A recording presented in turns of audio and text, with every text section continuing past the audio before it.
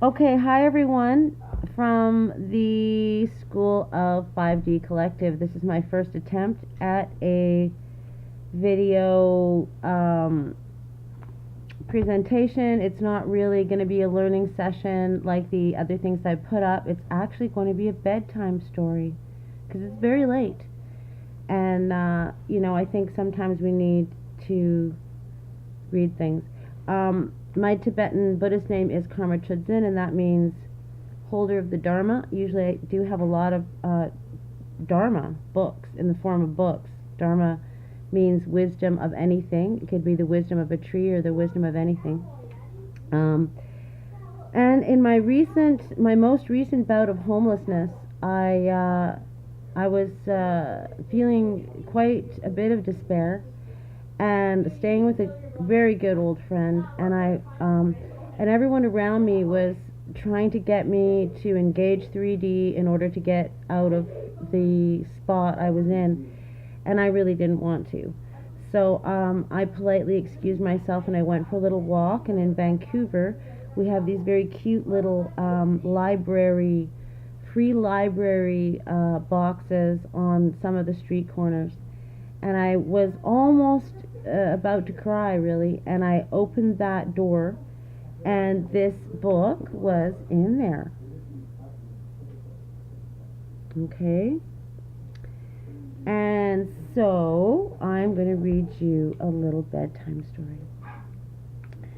And the story is called Samsara and Nirvana. And I don't know how well this microphone is working and if this camera sucks. I'm going to assume it does. So this is a crappy cam production. Look, Samsara and Nirvana. Look about and contemplate life. Everything is transient and nothing endures. There is birth and death, growth and decay. There is combination and separation. The glory of the world is like a flower. It stands in full bloom in the morning and fades in the heat of the day. Wherever you look, there is a rushing and a struggling and an eager pursuit of pleasure. There is a panic flight from pain and death, and hot are the flames of burning desires. The world is Vanity Fair, full of changes and transformations. All is samsara, the turning wheel of existence. Is there nothing permanent in the world?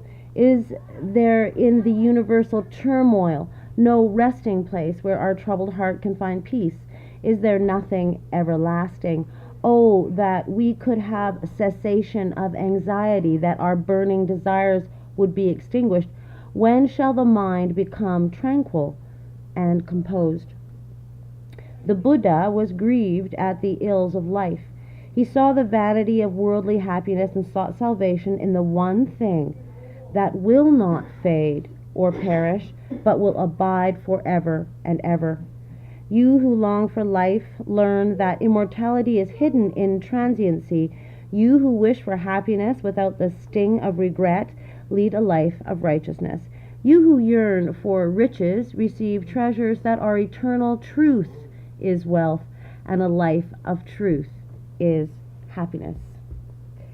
All compounds will be dissolved again, and the verities which determine all combinations and separations as laws of nature endure forever and aye.